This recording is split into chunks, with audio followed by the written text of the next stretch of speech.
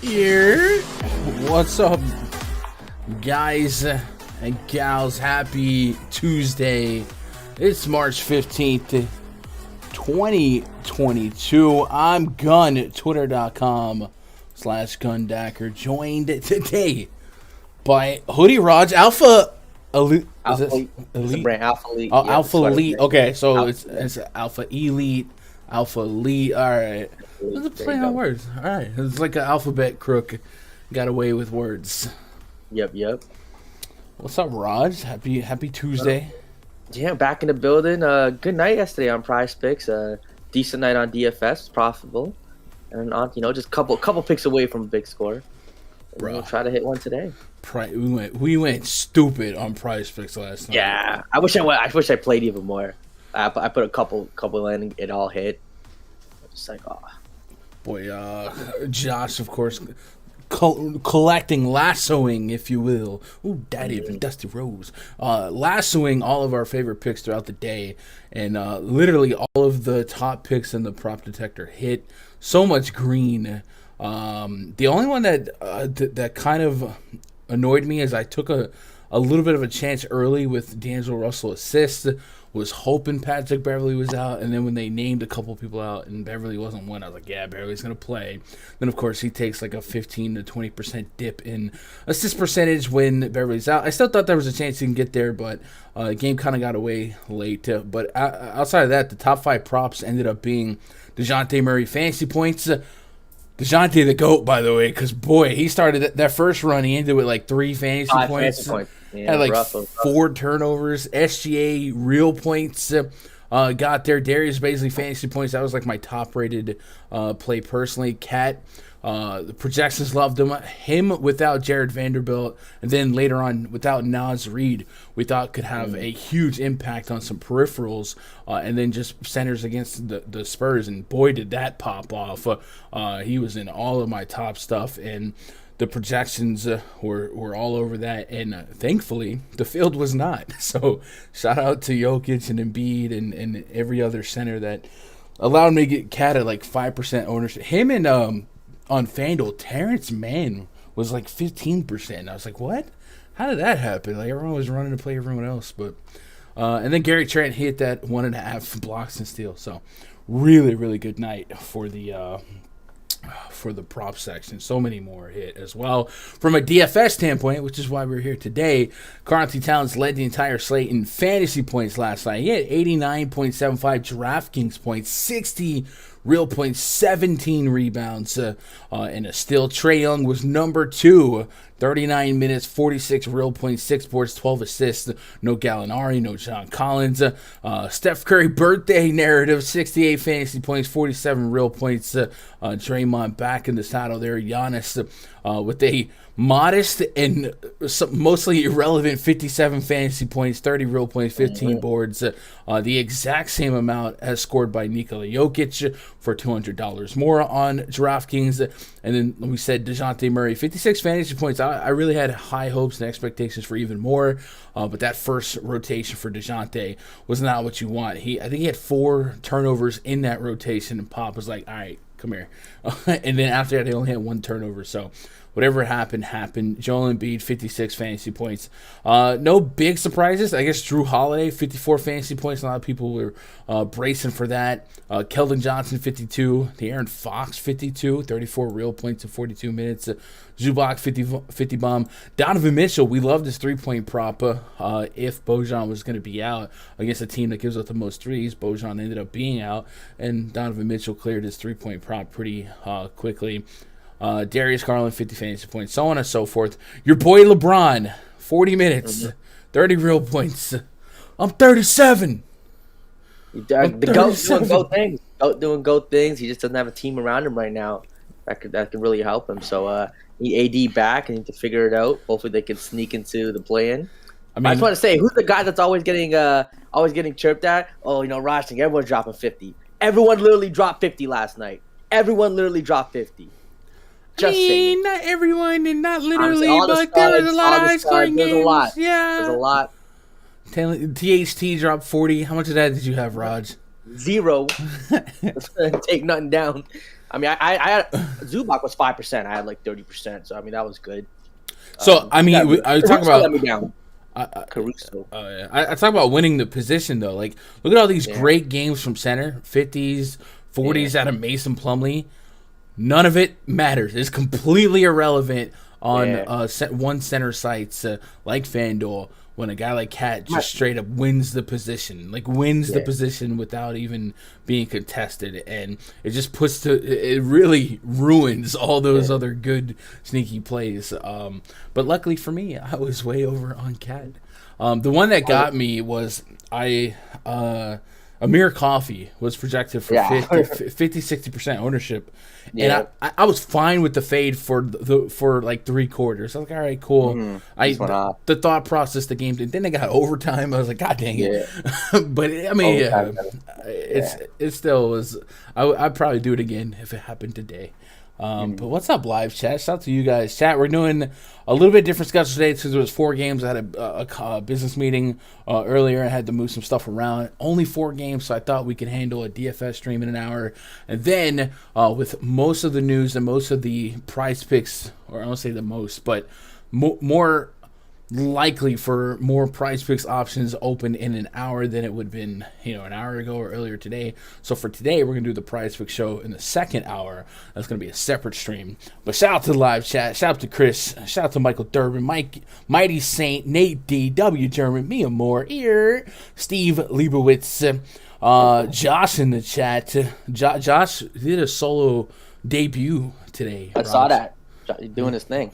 Yeah, we're gonna turn him into a monster, a monster. And then I got some other. We might have some more people on the channel soon. Hopefully, W German, Mock Wall, CEH. Mock says Josh took us on a drive down narrative street, man. What up, Billy Lewis? Had a 3 with Trent, DeJounte, and Fox fantasy points. Let's go.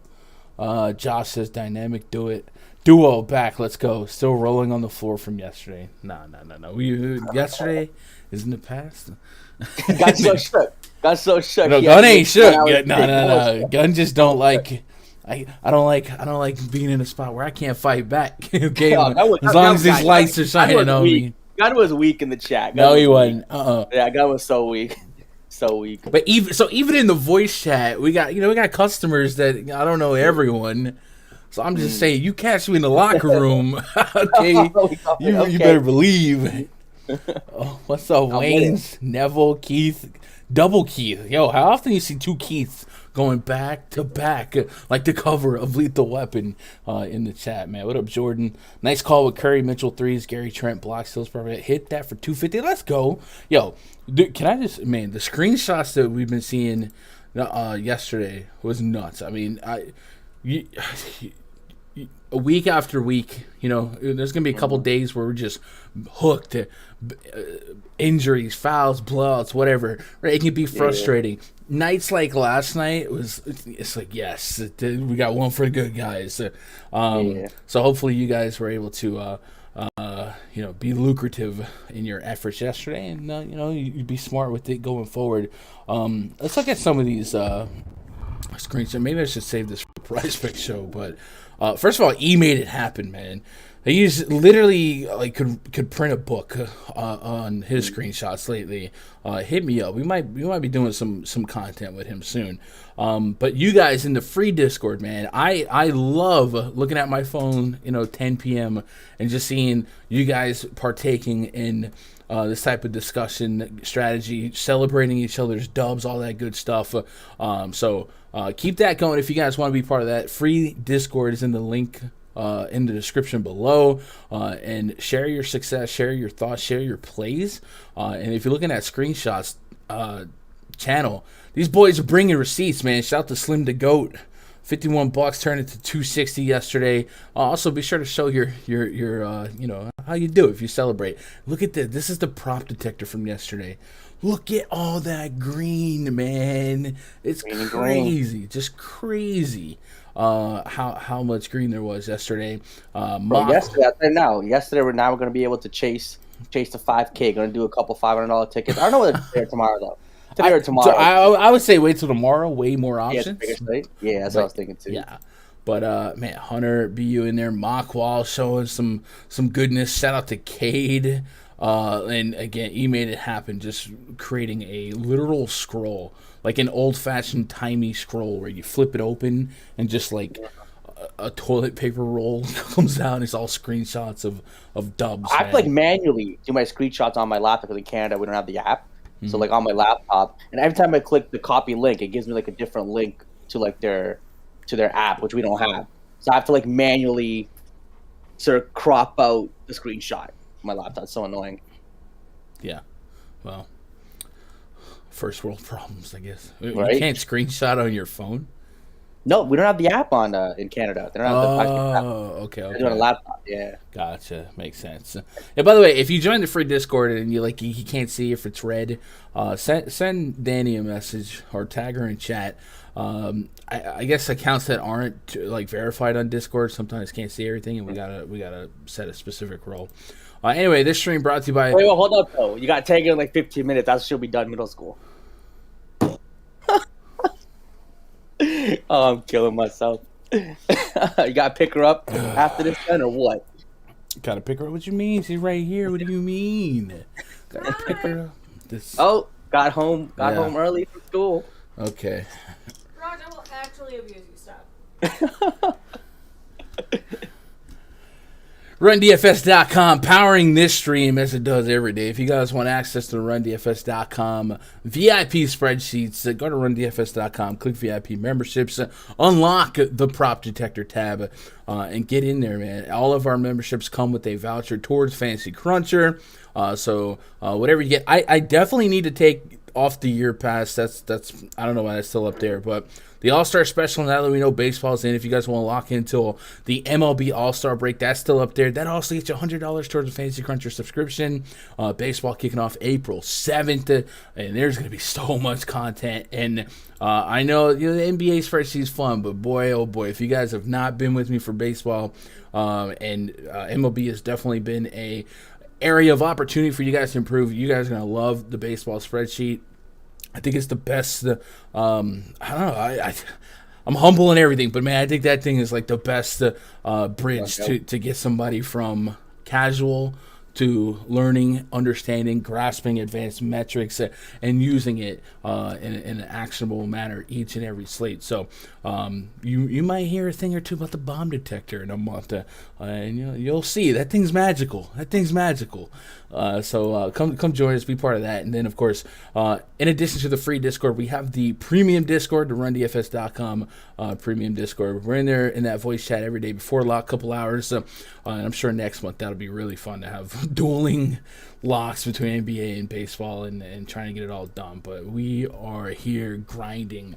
Tonight, a 4-game slate. Let's see if Underdog gave us that 3 p.m. news to watch.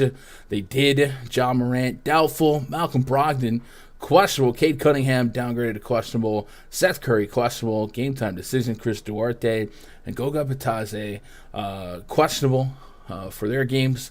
4-game slate, pretty simple here, and I think we're gonna have fun. Lorenzo said, greatest player ever got took behind the woodshed again. How you feel about that? I'm ready to go. You're ready to go? Oh, he didn't even pay attention. It was just that was a LeBron getting whooped. Okay. I mean, when you're the GOAT, you just can't be worried about that. Can't be worried about what the haters gonna hate. Mm-hmm.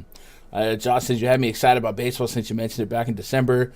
So I will say this: like, don't come in with delusions of grandeur as is possible. I would say that you guys better come in and have a 20 entry mindset. You know what I mean? Like, don't just run one lineup and stack one team and go from there, man. I'll give you probably 4 or 5 of my favorite stacks every day on stream in the premium section as well. And then you just kind of script around that and you that is the ultimate let variance be variance and play out over a stretch. I know NBA easier said than done, but for baseball, absolutely the numbers say to let it shake out in the long run here. I just got an email from PrizePicks. Let me see. Okay, it's about the March Madness. You guys been in that March Madness promotion they did? I saw. Did it drop? I thought they said they were dropping it Thursday. Maybe that's what that email was about. I don't know if this was in part. Is it only 2 days away till Prop Madness? Madness. Do you hear that? That's a Prop Madness. Yeah.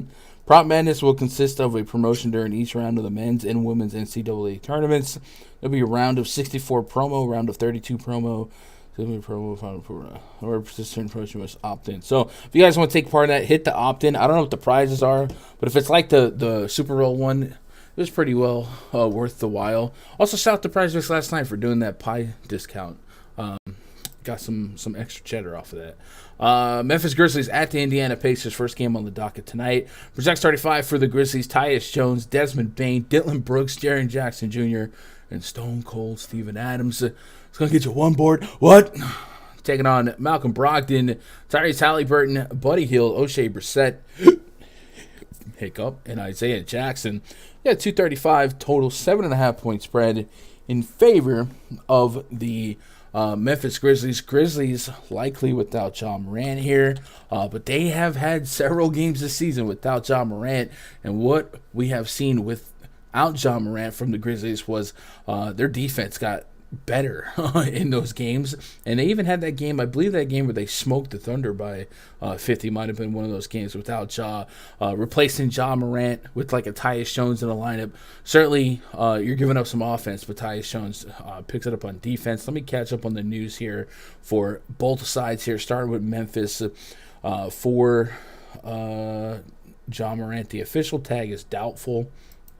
But it's been doubtful for a couple of days. We don't expect him to play. He's dealing with soreness in his back. And then on the other side here, imagine if Ja just randomly decided to play. The whole slate would be flipped up. On the Indiana Pacers side, Malcolm Brogdon, questionable. He's got a concussion. Chris Duarte dealing with a toe, and Goga Bitadze is dealing with a foot, are all officially questionable.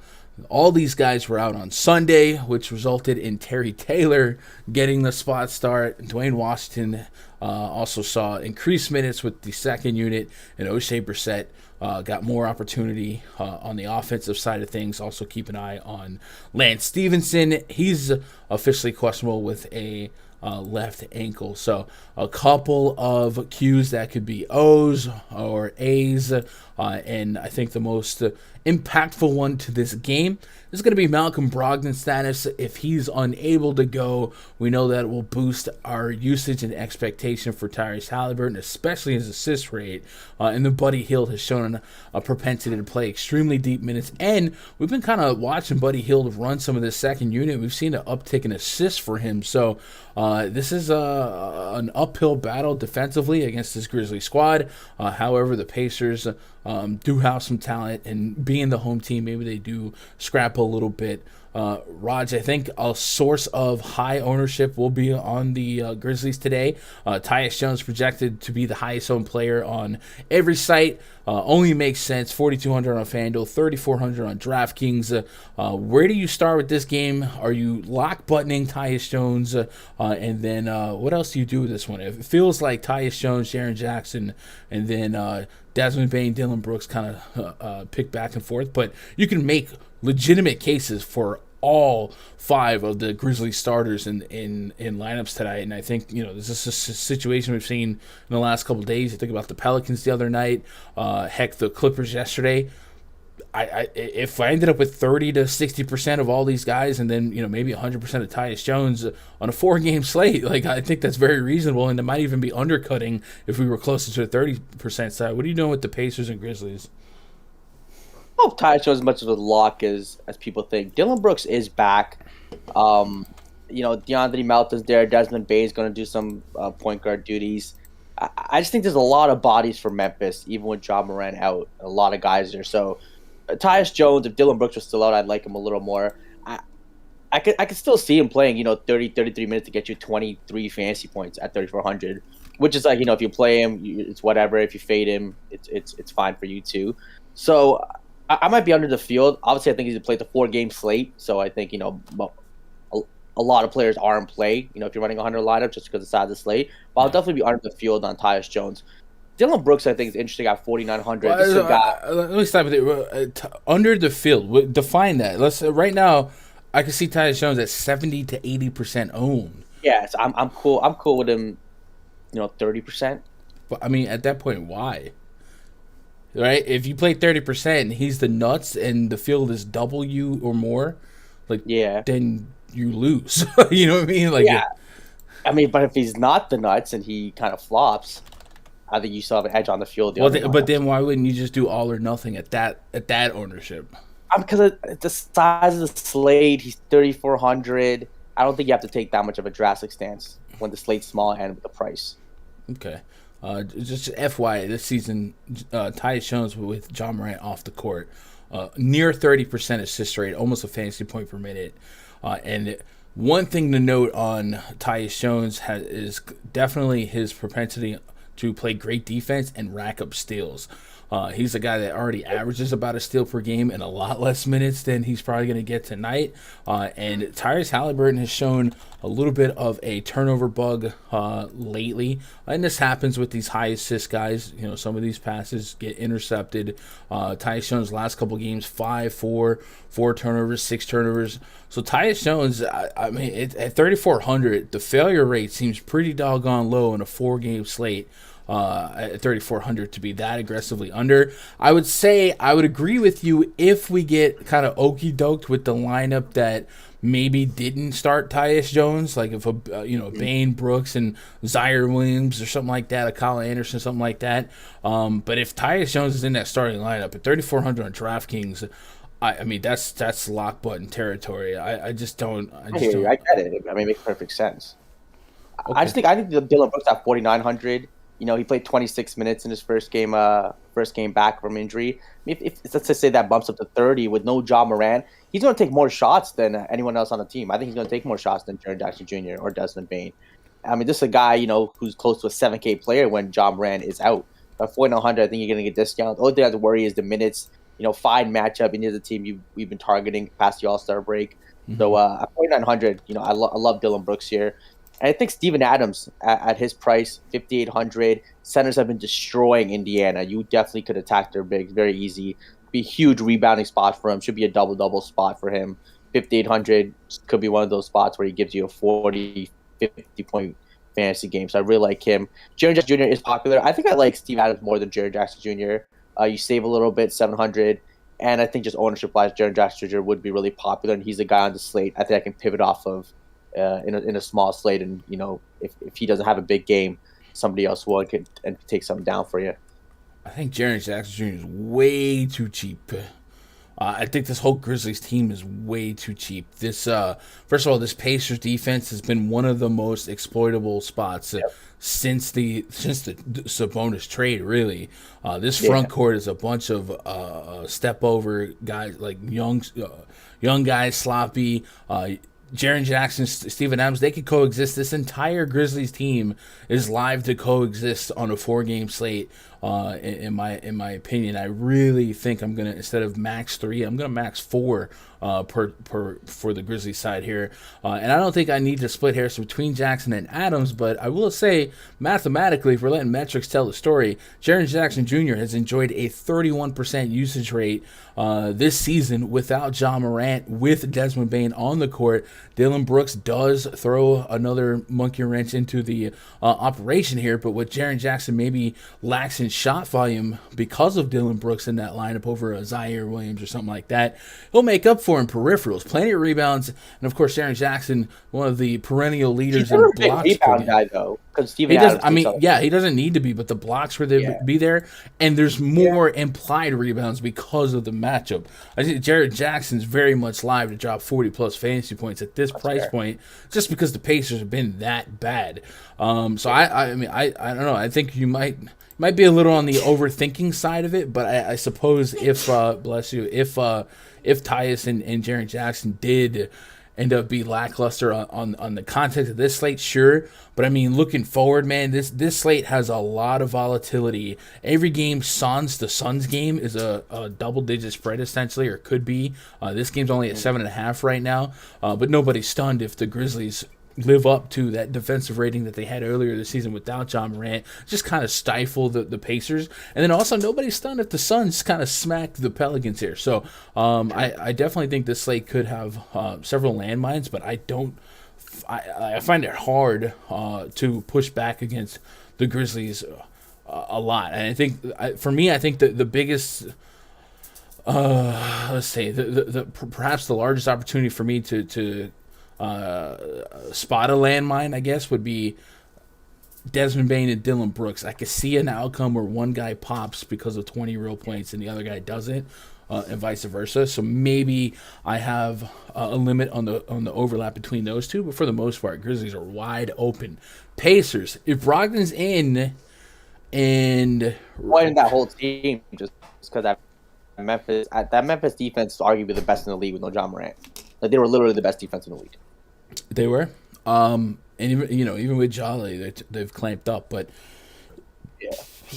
so I like the thought of that. I feel like I wouldn't completely rule out Pacers because of the slate size. Maybe I cap them at 1 or 2. The reason I won is because they're still implied for well over 100 real points here. A couple of teams have kind of kept it close here with the Grizzlies lately. Like I said, I know we're upgrading defense and we're downgrading offense, so this total could probably be a little inflated just based on metrics that maybe don't weigh the absence of Ja Morant as much as maybe they should. But for the Pacers here, I would have to have some sprinkles of Halliburton and Hield just as high-minute guys that hopefully would be ways to keep this game close, maybe ways to hedge my Grizzlies exposure. I wouldn't get too crazy with it. If everyone is in, it certainly becomes a pretty murky lake to swim in. But if Brogdon was out, what does that do to you? Do you think this game is less likely to stay close, or does that make you more excited to be able to concentrate usage on 1 or 2 guys? Halliburton's one of those slow burners. Seems like every time I play him, the first half not great. In terms of the second half, we know his assist rate's through the roof. I think his price is probably caught up to him to what his median to high median is. But this is a slate where we can weigh floor a little bit more than ceiling because of how limited the pool is. If you knew Brogdon was out right now, what does that do for Rodgers lineups? I'm just not going to get to a lot of Halliburton. I'd rather just play a guy like Kyrie, just for a little bit more of a price. Again, the Tyus Jones is a serious defender, great defender. He's going to be on him all day. I could see a lot of turnovers for Halliburton this game against this Memphis defense. So I'm probably staying away from this Indiana guys. Even Buddy Hield, there's just other spots I'd rather target. People want to own these guys, perfectly fine. It could be a little dangerous if you're going to play 3-4 Memphis guys and no Indiana guys, but I think that's the route I'm probably going to go. All right, yeah, I'm definitely going to be keeping my ear to the ground and looking at ownership projections and kind of seeing if there is some opportunities for leverage here. The rest of, every game on the slate, like I said, has some volatility. They get a little bit lopsided. And you just gotta make, I guess, positive EV decisions, and it doesn't necessarily mean to agree with the projections. Looking at the projections that I have, there's no one on the Pacers that are popping for their price right now. Maybe an Isaiah Jackson or something like that, but for the most part, I could justify being without the Pacers in less than 10 lineups. But if Brogdon was out, I'd seriously have to revisit that. And see if I want to make some adjustments. Chat, what's up, chat? Let's get caught up on the live chat here. Shout out to Sean. Shout out to Conscious. C-Wiz. Wayne's World says Triple J is terrible to me. Him and Keldon Johnson have 1-2 good games a year.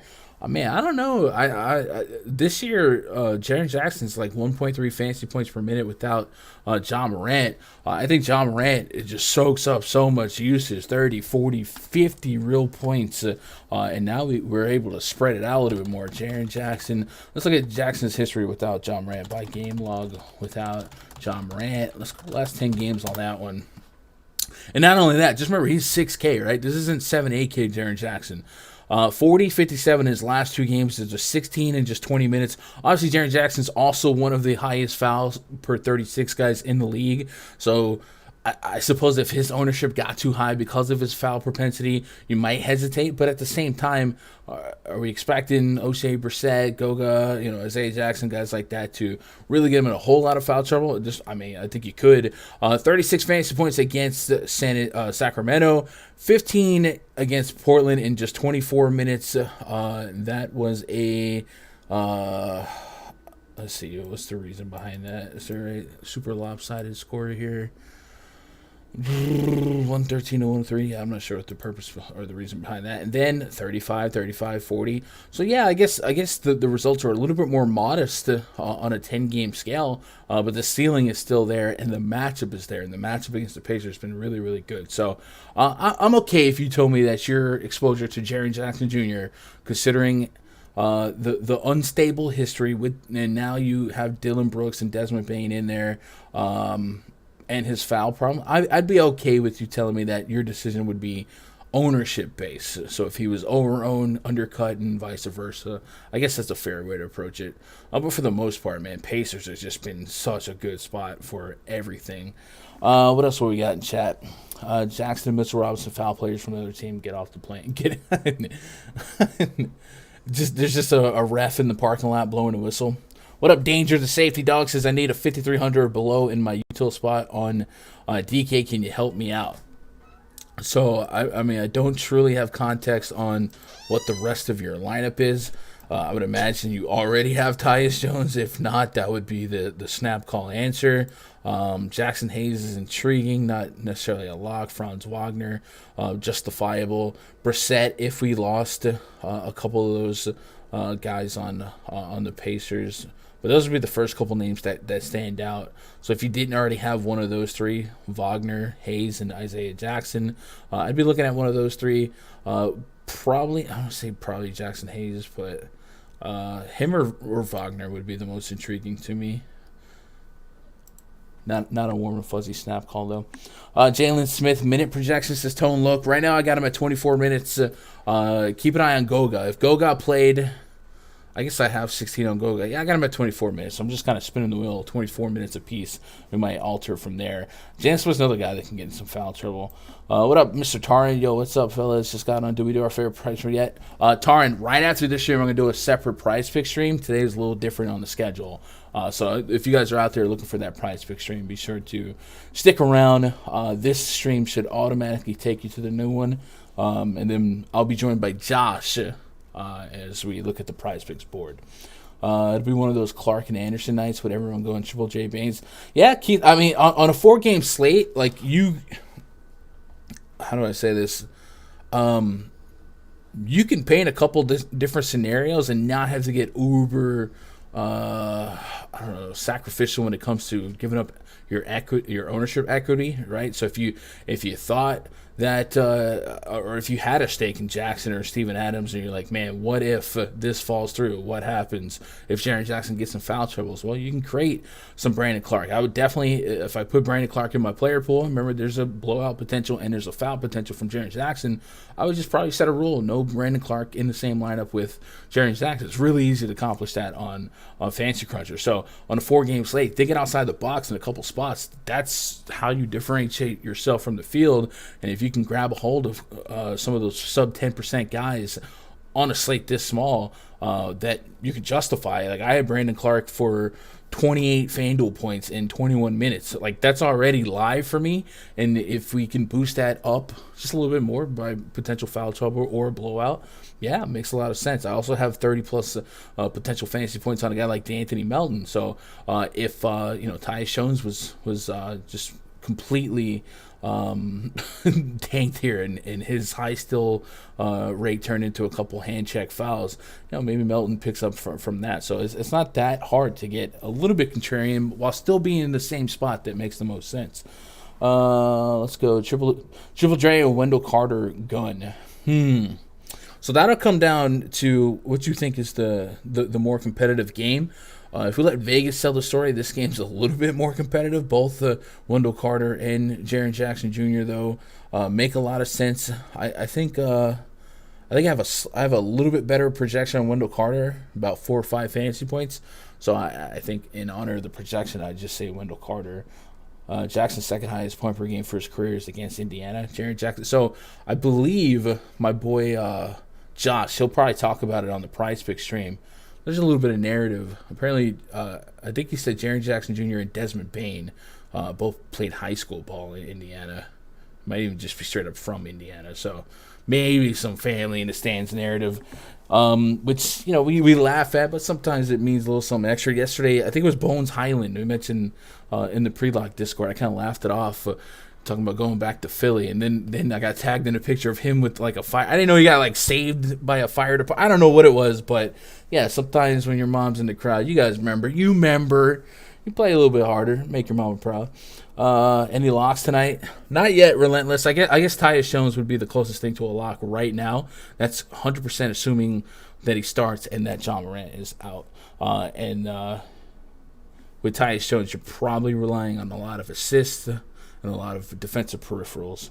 What up, Jermaine?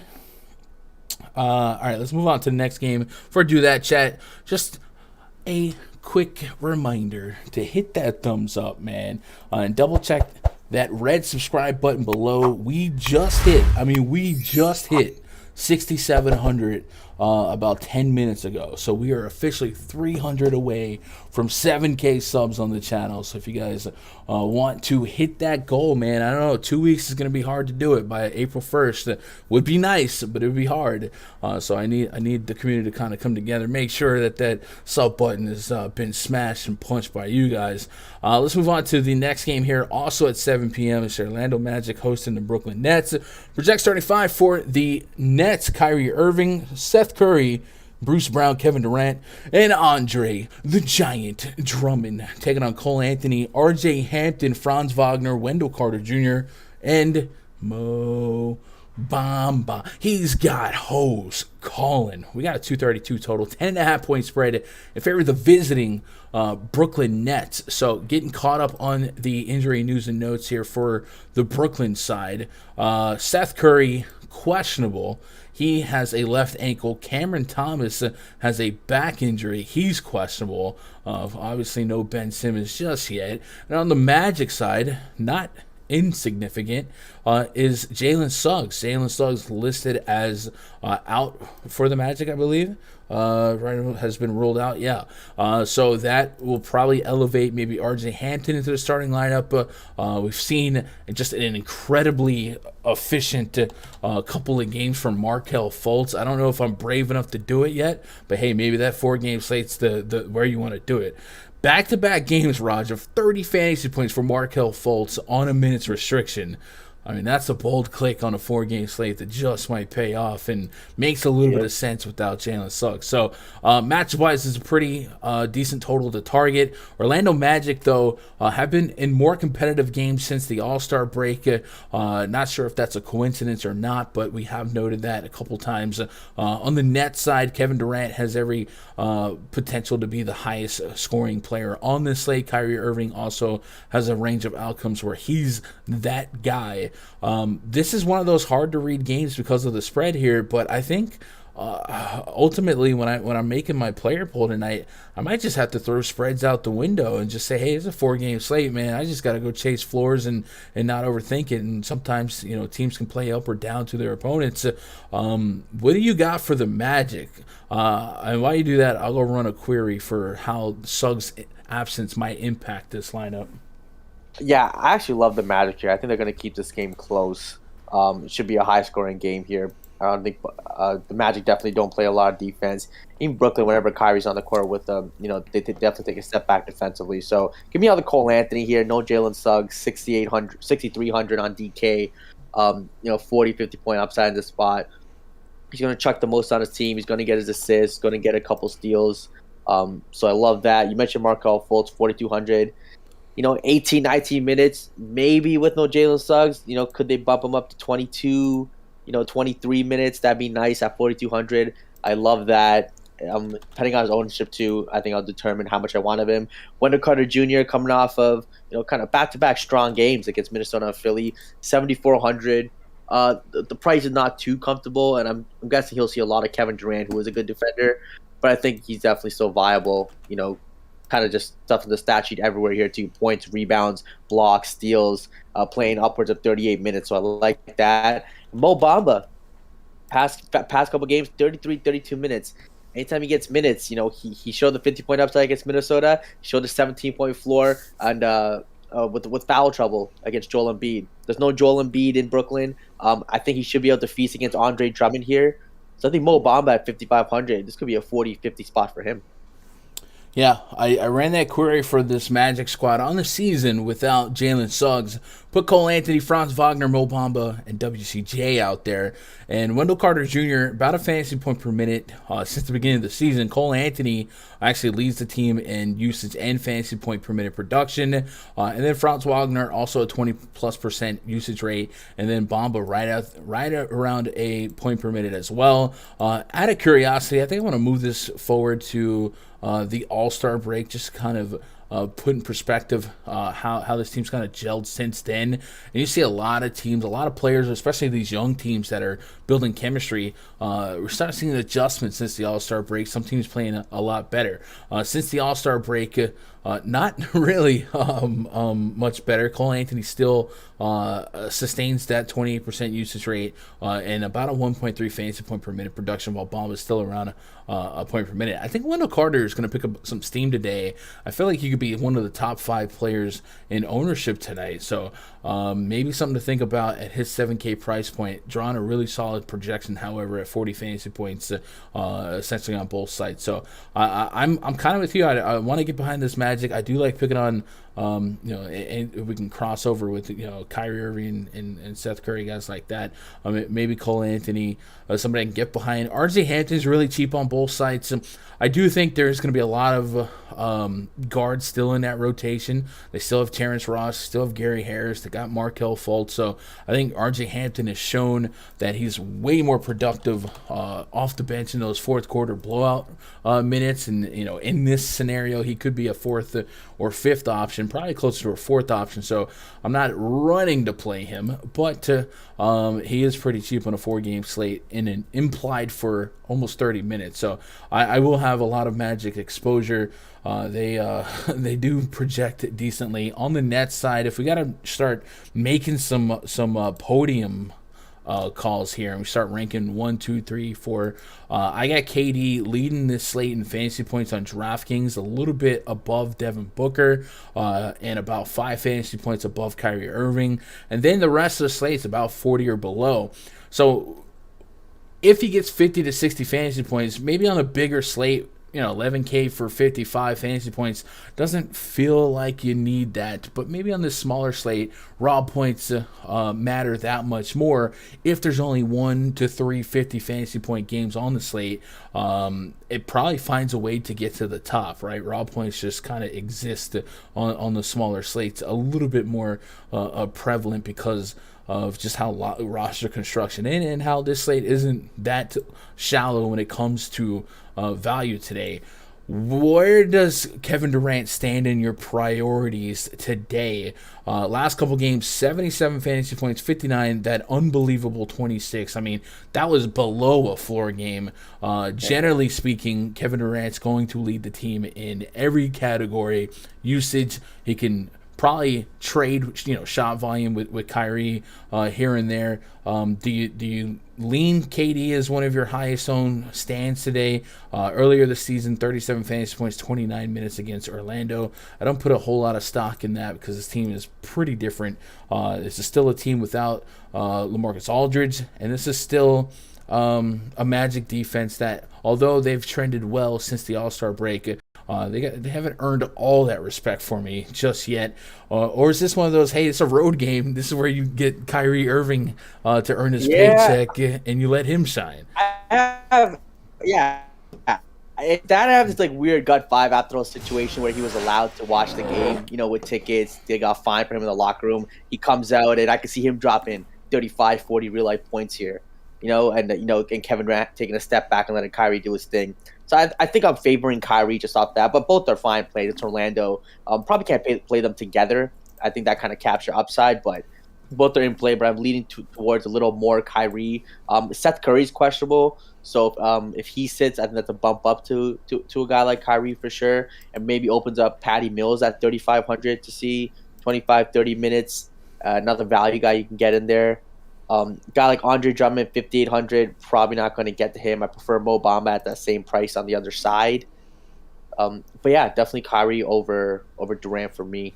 Really? Yeah, snap call. You know what? Again, I mean, Durant coming off the 50. Kyrie's had a game off. He's coming back. I do think Kyrie's matchup maybe is a little better too. I think Durant probably sees a little more Wendell Carter Jr., who is Orlando's best defender. He doesn't. It's Kevin Durant. Stop. I know. It doesn't matter. Yeah, I'm just saying it's these little things. I don't know if it's a snap call, like it's a lock, but if I was going to pick one, if I'm going to have, if I'm playing both of them, I might have Durant at 20% and Kyrie at 40%. Last 5 point guards against Cole Anthony. James Harden, 48 fantasy points, 45. D'Angelo Russell, 26 in 40 minutes. CJ McCollum, 48 and 39 minutes. Cameron Payne, 50 and 35 minutes. Ja Morant, 42 in 28 minutes. So Kyrie Irving has enjoyed, since the All-Star break, a 24% usage rating, a 1.27 fantasy point per minute. Ironically, he is averaging just a little bit more fantasy point per minute than KD since the All-Star break, with them both on the court. But we know there's not a ton of sample size there, and that incredibly outlier-ish game that involved the Charlotte Hornets does really teeter-totter these numbers quite a bit. If we elongate on that sample size just a little bit more, we get 360 possessions where KD still leads the duo in usage, and then leads Kyrie in fantasy points per minute as well. So I think every projection model and just general logic will push towards the Kevin Durant side of things. With that said, it may not be impossible to play them both and try to throw a blanket over 100 fantasy points. Probably something that's easier achieved on a Fanduel. But I mean, just for instance, if I put Tyus Jones in a lineup that involves Kyrie and KD, I'm going to go 5K per. I don't think it's impossible to find another 3K guys and kind of go from there. And there's just maybe trying studs and scrubs within one team. So a couple different ways to get and maybe achieve that. Andre Drummond's kind of a curious click. I'm getting about 30 fantasy point projection out of him. Never really get to an egregious minute projection because of how diverse the minute distribution has been in this front court with and without LaMarcus Aldridge, but there is no LaMarcus Aldridge, and this is a Magic team that definitely can run at a pace that's favorable to Drummond and maybe offer him one of those big block games and some rebounds, and maybe his ownership stays low. Like, could you assume that Steven Adams is higher owned than Andre Drummond? Yeah, Adams probably does have the edge in terms of minute projection, but is it that wide? I've only got 2 to 3 more projected minutes on Adams, so from a per minute production, like I think Andre Drummond could be one of those pivots. Now I'm just saying that loud. I don't actually know for sure if Drummond's less than Adams in terms of ownership projections. I'm just assuming it.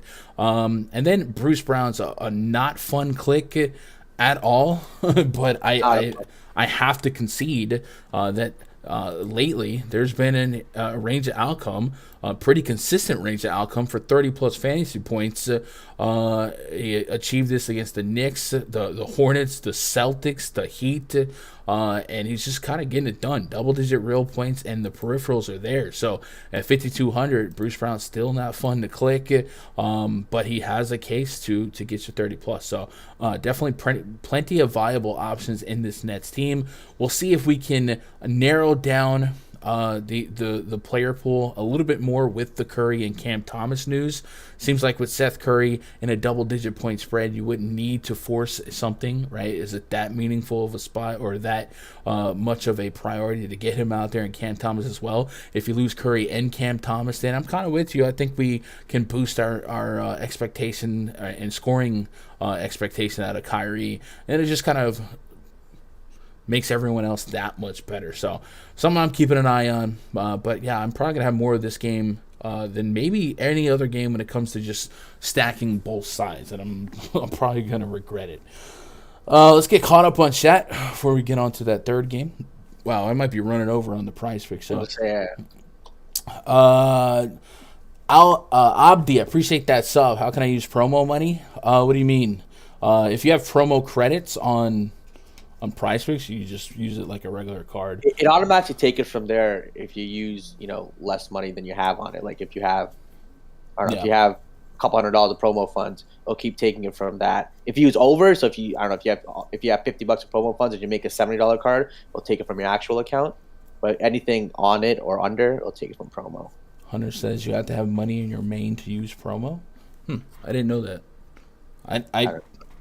I also don't know that, that's for sure. I feel like I have used, but I don't know. I always have money. So, Pistons at the Heat. Next game on the docket. Corey Joseph, Cade Cunningham, Sadiq Bey, Jeremy Grant, Isaiah Stewart up against Kyle Lowry, Duncan Robinson, Jimmy G. Buckets, PJ Tucker, and Bam Adebayo. 214.5 total, 13-point spread in favor of the Miami Heat. So Cade Cunningham, midday questionable, and this is already a 13-point spread. If Cade Cunningham can't go, he joins a list that involves Frank Jackson, Ham Diallo, that likely not playing today. They might get a couple of ball handlers back, but it becomes an uphill battle any which way you slice it. So we definitely want to be monitoring the Cade Cunningham status, because I actually had some loose interest in getting access to Cade Cunningham tonight. Raj, is this a game you're going to be lowest on? It has the lowest total and the widest spread on the slate. But there are some unique spots and some decent minute expectations and projections to get to. Like Jeremy Grant, he's right there at that Jaren Jackson price point. If Cade Cunningham is out, not a fun matchup at all. Probably one of the toughest matchups in the league, much less on this slate. How often does he outscore Jaren Jackson? Sadiq Bey at 5.76K. How often does he outscore a Desmond Bain or a Dylan Brooks in a spot where the Miami Heat act as a funnel defense and you get more threes, and that's how you achieve success against them. You shoot more threes, and then the Miami Heat fully healthy here. Hero, Butler, Adebayo, Kyle Lowry, Victor Oladipo.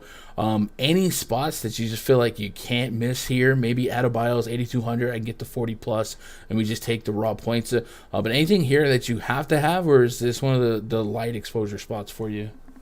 Definitely the lightest exposure spot on the slate. Miami, great defense. Detroit, not a good team. But like you mentioned, there are some pivots from popular guys to these guys here, whether it's Sadiq Bey, Cade Cunningham, Jeremy Grant. I think one of these Detroit guys probably end up in an optimal lineup, maybe a Marvin Bagley at 5,900, because they have the upside. They're going to play the minutes. Every once in a while, a team like Detroit can keep it close with Miami, and it can be a 4-quarter game, where the total might exceed a 210 or 220. So I think, having one Detroit guy, any of these pieces in a lineup is fine. Definitely wouldn't have multiple. And on Miami side, I mean, Bam and Jimmy not so much with kind of everyone healthy, with Lowry, Tyler Hero healthy. But I think a guy like Bam at 8,200, like you said, could get you a 40, maybe 50 if he racks up a few extra blocks and steals. Don't hate him. Yeah. Chad, what are you guys doing with this one? This one definitely feels like it could make or break what we're doing on this slate. I think price-wise, there's still some room for upside individually, and maybe on a 4-game slate, if there's going to be so much coagulated ownership early on, it's lucrative to take some sub 10% shots in your own player pool on a Lowry, on a Butler, on an Adebayo. I think I would sell out for ceiling here and expect a modest outcome from Tyler Hero when everyone's in, and he's kind of juiced up to 7.2, 7.6. So I think that the Jimmy Butler price and the Adebayo price feel like, especially on DraftKings, 8,600 and 8,200, it seems like the two price points that if this game stayed closer longer than we expect, those guys have 40 to 50 fantasy points. And like I said, 40 to 50 might mean more on this 4-game slate than a typical slate at these price points. So I probably don't forget them in there. And then I don't hate the thought of a little bit of PJ Tucker on DraftKings only on DraftKings if I can get the north side of 20 fantasy points and kind of fill a role. I do got Isaiah Stewart expected to play tonight, so Marvin Bagley back to the bench, but Bagley might still out-snap him, and he might still start depending on how they've enjoyed his minutes so far. And then if Cade Cunningham played, I'd be more receptive of this game staying competitive, because Cade Cunningham, top draft pick for a reason. He has been really, really emerging in his last week or two of games, playing really, really deep minutes. They've had a lot of guards out, 36-plus minutes in 4 straight games, even getting to 40 minutes, representing 20-plus real points. So if he's not able to go, I definitely think that takes a lot of steam off of this game's competitiveness. But if he does end up playing today, I might get to a little bit more smidgens of Jimmy Butler and Bam Adebayo. What else we got in chat here? I like Jimmy to get some steals and blocks. Yeah, Jermaine, I definitely don't mind that. That's just part of Jimmy's game anyway. Averages over 2 stocks per game. By the way, PrizePicks show, I moved it to give me 15 minutes on that show, and I'll wrap up this last game. Before that, just one more request, man. Hit that thumbs up right here on the channel. Subscribe if you're not already subscribed. Hit that notification bell as well. And we are streaming every day. So Thursday is just a 1-game slate, Raj. So I'm going to forego that. I did consult with the boss. You know what I mean? Yeah. Did consult with the boss, and she has allowed me to maybe trade Sunday for Thursday.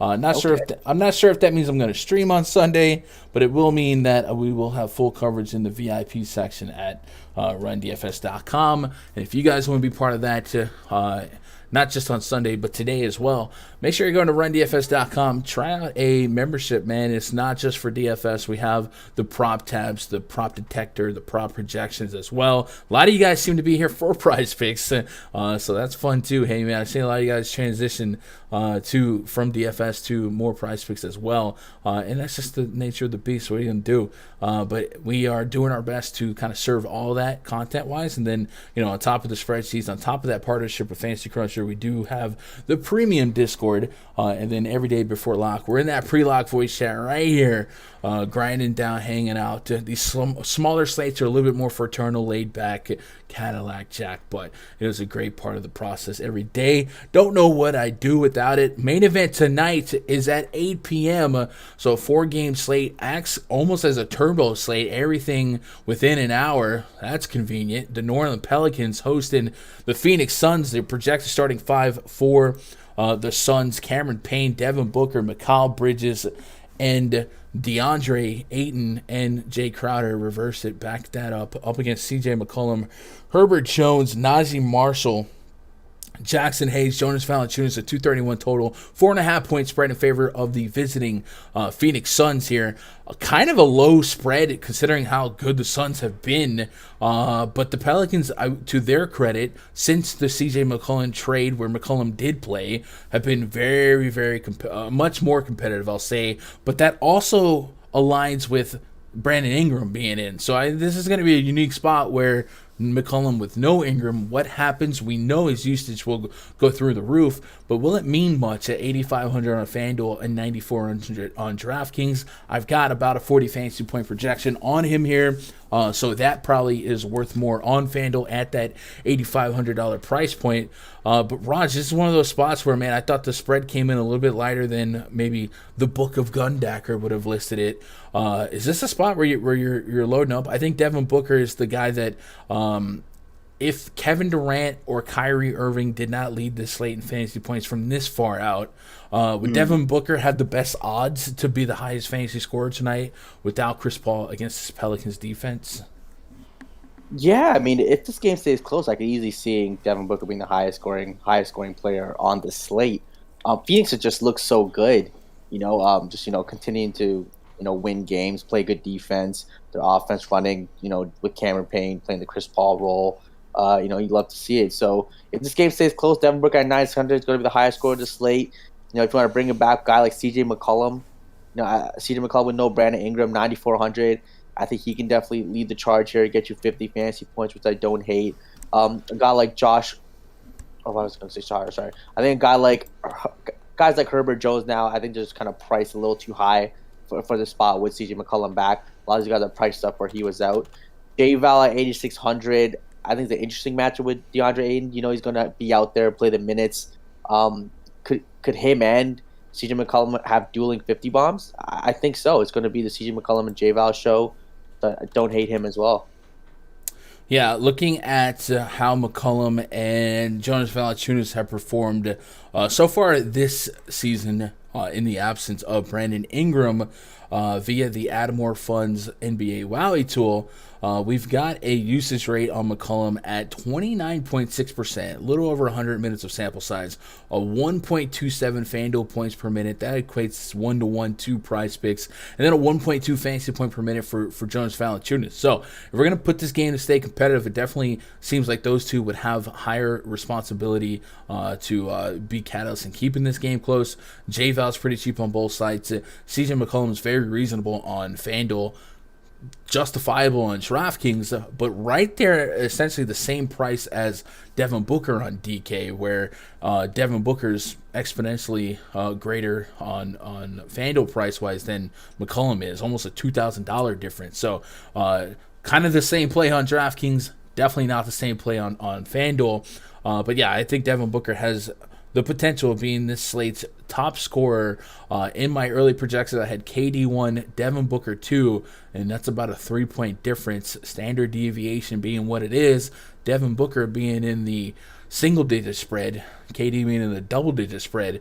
Certainly a range of outcome where the cover boy of this stream could lead the slate in fantasy points and be the ultimate late-night hammer. And hey, raw points being raw points on a small slate, wouldn't be crazy to maybe run CJ McCollum back at him and just completely forego the Kyrie and KD builds as well. But, it seems easier said than done. It's just one of those slates where everything sounds good and then it doesn't sound good and what actually happens. So I think we're just going to have to be methodical with our ownerships in multi-entry and then, kind of go from there.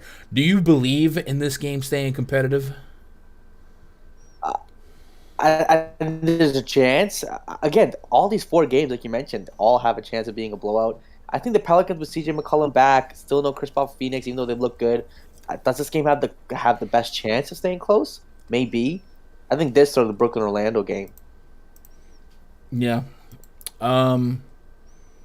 All right. So I would kind of agree with that. If Cade Cunningham was ruled out for the Pistons, seems hard pressed to project him to stay competitive with the Heat, and then it also would seem less likely that the low total, biggest spread, lowest pace becomes pivotal parts of tonight's DFS ventures, I'd probably still get a dab of a couple of players just because of DFS being what it is, but I probably maxed it like one. But yeah, I guess I'm kind of with you. A weird 4-game slate with just 4 kind of possible blowout games, not elite matches. It's going to be interesting how it plays out. Yeah, and then Devontae Graham has moved to 5,700 on FanDuel, 6,800 on DK.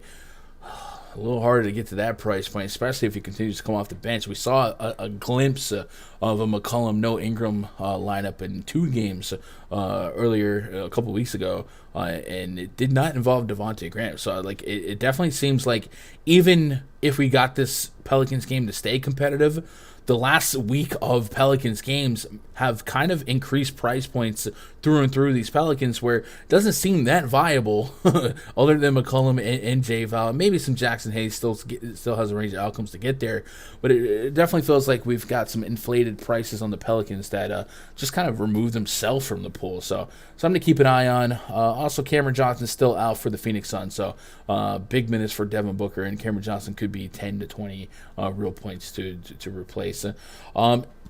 Before I get out of here, I do want to make note of, I guess, JaVale McGee. He's 3,800 on DraftKings, and has kind of like that Drummond effect or that Markelle Fultz effect, where every now and then he'll just explode for 20 to 30 fantasy points in under 20 minutes. And this cheap on a 4-game slate, maybe he slips through here against the Pelicans team that maybe their second unit will be a little bit more fruitful here, and if this game got a little bit lopsided. So DeAndre Ayton, 7-6 on FanDuel, 7,300 on DK. Centers against the Pelicans have been a decent point of attack. Maybe he slips through the cracks versus a Bam Adebayo, the Steven Adams, the Jaren Jackson, guys like that. Maybe we keep him in mind. But yeah, I'm with you. For a 4-game slate, definitely feels like there's landmines to be stepped on, and I don't know, we might get a little bit creative. I think that what I like the most about this slate, it's all within an hour. So no matter what, we'll be able to get the taste out of our mouth pretty quickly here. Let me get caught up on chat before we get out of here.